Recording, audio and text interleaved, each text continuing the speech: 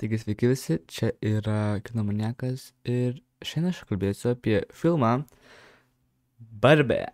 Dabar prieš kalbant apie pačią Barbę, toks fun faktas, aš kai ieškau informacijos apie režisierę, Greta Gerwig, aš sakyčiau gal taip tarės, kai ją įsivedė į Google, visas Google pages pasidaro taip švelniai rožiniai ir tas Google tekstas rožiniai ir taip cool.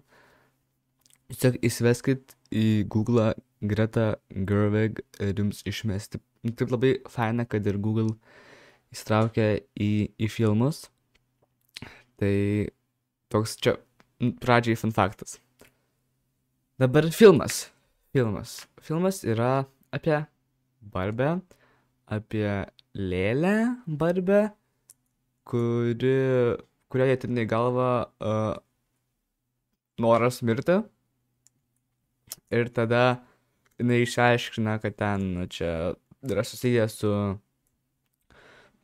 žmogumi, su kuriuo... Ne, susiję su žmogumi, kuria su ja žaidžia tikrame pasaulyje, ne Barbės pasaulyje. Tada jinai leidžiasi nuotykiai ieškant to žmogaus. Tai jo. Ir taip pat filmas yra... Kiek kalbėjau, yra šitas filmas dabar, kai buvo tas Oppenheimeris prieš Barbę arba ten Barbiheimeris, tai daug, pavyzdžiui, moterų buvo nepasitenkinusios Oppenheimeriu, vien dėl to, nes ten gal pirmas 30 filmo minučių neprakalba nei viena moteris, kažkas tokio, ir daug vyrų nepasitenkinę Barbės filmų, kadangi ten, yra Barbės filmas, tai ir yra apie Barbę.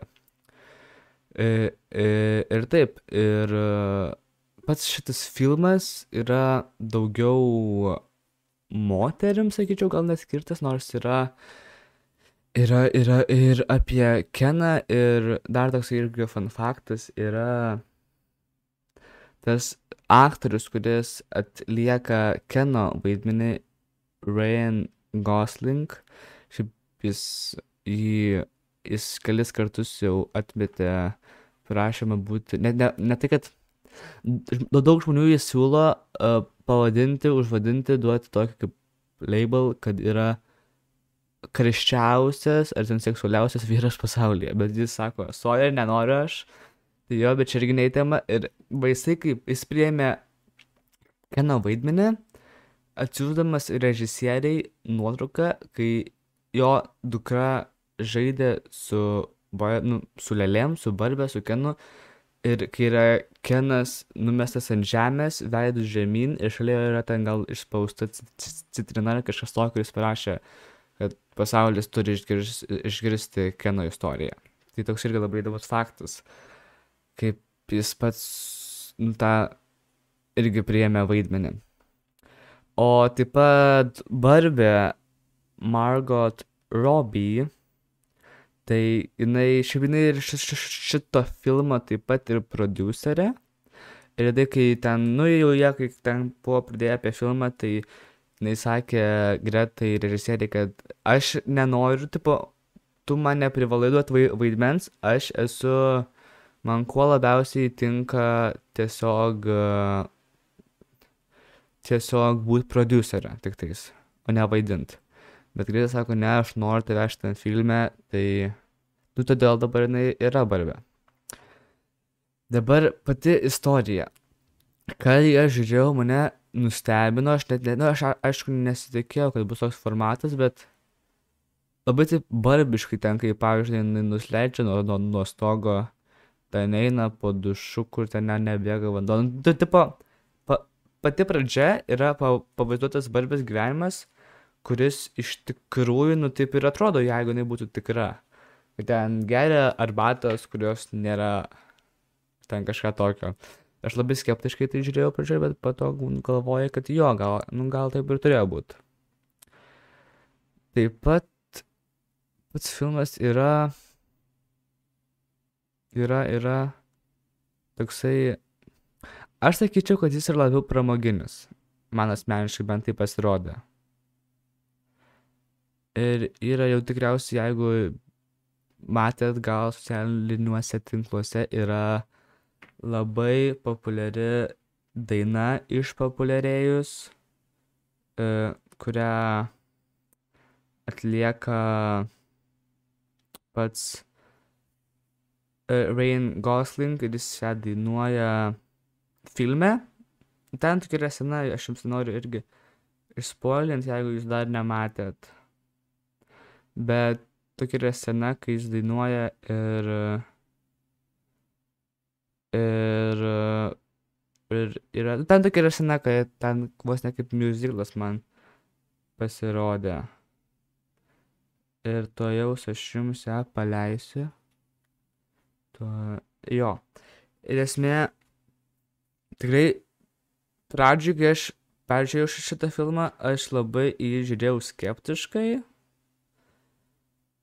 Ir galvojau, čia kažkas, bet jo.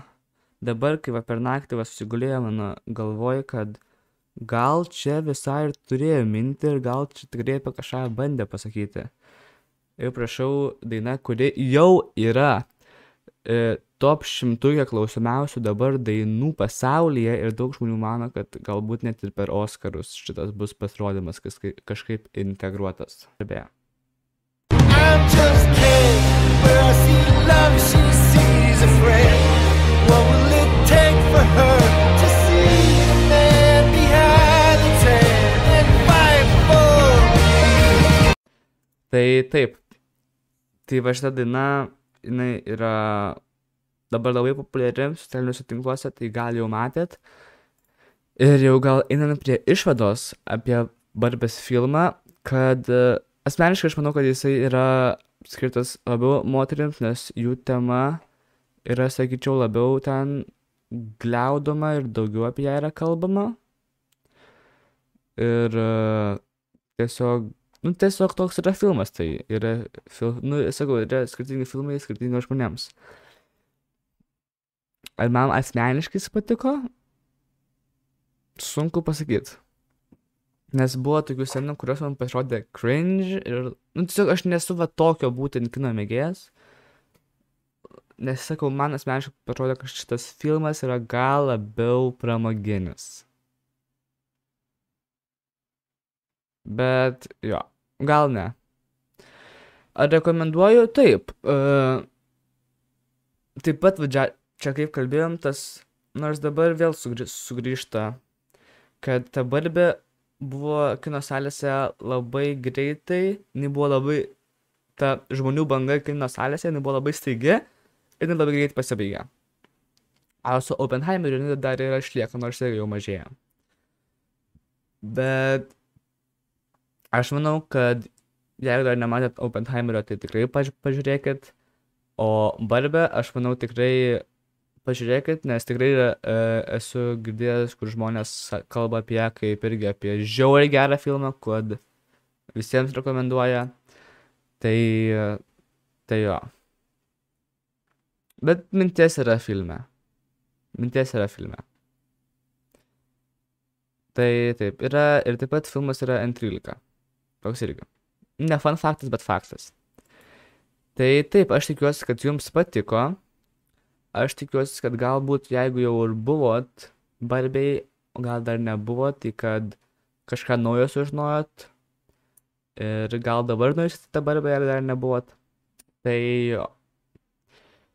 Tai tiek, čia buvo Kinomaniakas ir šiandien kalbėjau apie naują filmą Barbė.